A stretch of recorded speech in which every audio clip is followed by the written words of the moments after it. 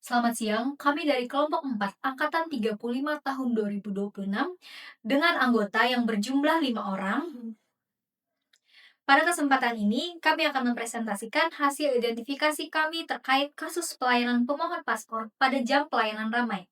Kasus ini menggambarkan tantangan pelayanan publik yang sering terjadi di lapangan, khususnya dalam pelayanan paspor berbasis aplikasi M-Paspor. Presentasi ini terdiri dari identifikasi masalah yang terjadi, penyebab, alternatif solusi, dampak yang diharapkan, serta kesimpulan. Kasus yang kami angkat terjadi pada saat jam pelayanan yang padat. Seorang pemohon paspor mengalami kesulitan menunjukkan dokumen dan bukti pendaftaran melalui aplikasi M-Paspor.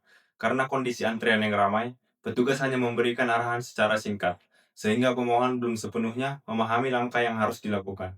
Akibatnya, pemohon merasa bingung, proses pelayanan menjadi lebih lama, dan harus meminta bantuan pihak lain untuk melanjutkan proses pengajuan paspor.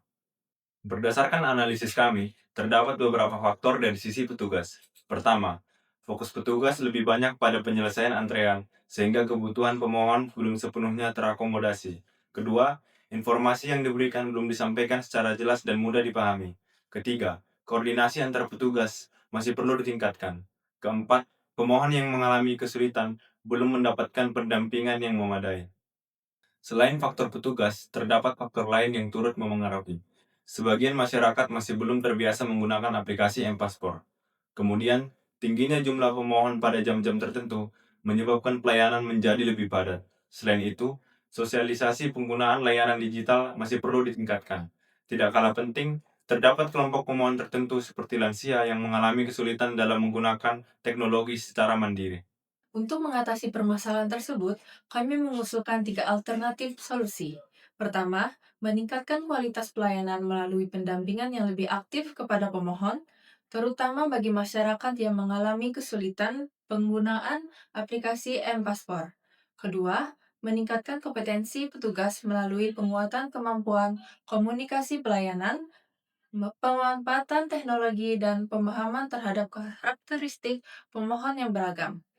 Ketiga, memperkuat koordinasi dan kerjasama antar petugas agar pelayanan dapat berjalan lebih efektif, antrean lebih tertata, dan setiap pemohon memperoleh pelayanan yang optimal. Dari solusi yang diusulkan, terdapat dampak positif yang diharapkan bagi pemohon, unit kerja, dan petugas. Dampak ini diharapkan dapat meningkatkan kualitas pelayanan sekaligus memberikan pengalaman pelayanan yang lebih baik kepada masyarakat. Bagi pemohon, dampak yang diharapkan adalah memperoleh informasi yang lebih jelas dan mudah dipahami. Proses pelayanan menjadi lebih lancar dan nyaman.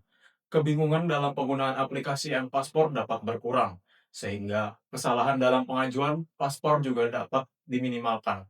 Selain itu, tingkat kepuasan masyarakat meningkat dan waktu pelayanan menjadi lebih efisien. Bagi unit kerja, implementasi solusi ini diharapkan dapat meningkatkan kualitas pelayanan keimigrasian, mengurangi potensi keluhan dari masyarakat, serta meningkatkan kepercayaan masyarakat terhadap kantor imigrasi. Selain itu, citra organisasi menjadi lebih baik, pelayanan menjadi lebih efektif dan efisien, serta penerapan nilai ASN berakhlak dapat semakin kuat dalam pelaksanaan tugas sehari-hari. Bagi petugas, pelayanan dapat berjalan lebih efektif dan terkoordinasi. Kompetensi petugas dalam melayani masyarakat juga meningkat, lingkungan kerja menjadi lebih profesional dan responsif. Kepercayaan diri petugas dalam memberikan pelayanan semakin baik, kendala komunikasi dengan pemohon dapat dikurangi, serta produktivitas kerja dapat meningkat. Sebagai kesimpulan, teknologi dalam pelayanan publik perlu didukung oleh petugas yang responsif dan komunikatif. Pendampingan yang baik dapat membantu masyarakat memahami layanan dengan lebih mudah. Kompetensi petugas juga perlu terus ditingkatkan agar kualitas pelayanan semakin baik. Selain itu, kerjasama antar pegawai menjadi faktor penting dalam mewujudkan pelayanan yang optimal dan memberikan kepuasan kepada masyarakat. Demikian presentasi yang dapat kami sampaikan. Semoga hasil analisis ini dapat menjadi masukan dalam upaya peningkatan kualitas pelayanan keimigrasian yang lebih profesional, responsif, dan berorientasi pada kebutuhan masyarakat. Terima kasih atas perhatiannya.